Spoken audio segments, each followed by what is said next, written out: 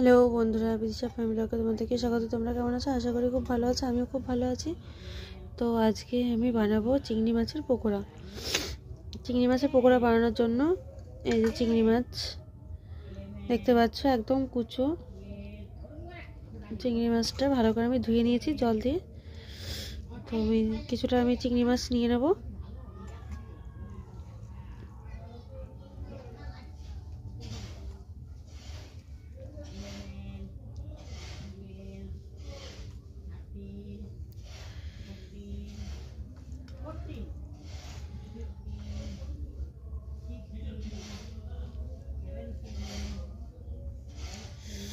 আমি কিছুটা পরিমাণ চিংড়ি মাছ নিয়ে নিয়েছি।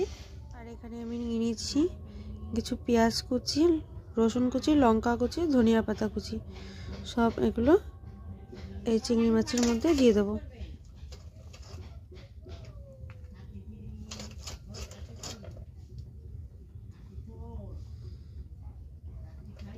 আর দিয়ে দেব একটুখানি বেকিং পাউডার, আর দিয়ে দেব একটুখানি বেকিং সোডা, আর দিয়ে দেব লঙ্কার গুঁড়ো, কাশ্মীরি লঙ্কার গুঁড়ো, দিয়ে দেব হলুদ গুঁড়ো, দিয়ে দেব চালের গুঁড়ো, আর দিয়ে দেব ময়দা। এটাকে ভালো করে এবার মাখিয়ে নেব। তো আমি এবার একটু লবণ অ্যাড করছি, আর দিয়ে দিচ্ছি কালো জিরে।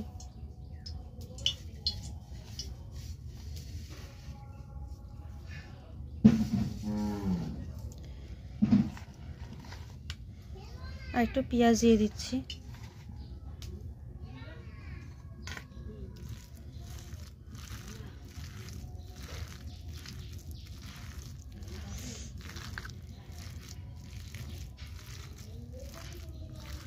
আমার চিংড়ির পকোড়ার জন্য চিংড়িটা রেডি হয়ে গেছে, মাখা হয়ে গেছে। আমার কড়াইতে তেল দিয়ে দিয়েছি, সর্ষের তেল দিয়েছি। তেলটা গরম হয়ে গেছে। এবার আস্তে আস্তে চিংড়ির পকোড়াগুলো দিয়ে দেবো।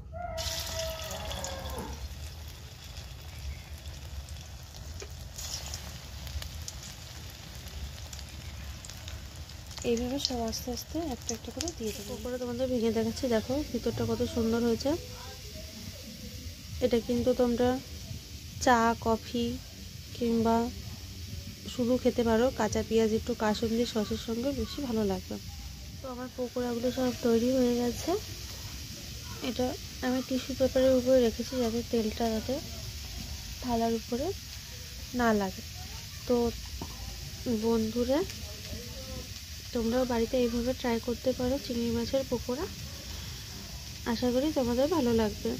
আমার ভিডিওটা ভালো লাগলে লাইক, কমেন্ট, শেয়ার করো। আর আমার চ্যানেল যারা নতুন তারা সাবস্ক্রাইব করতে ভুলো না।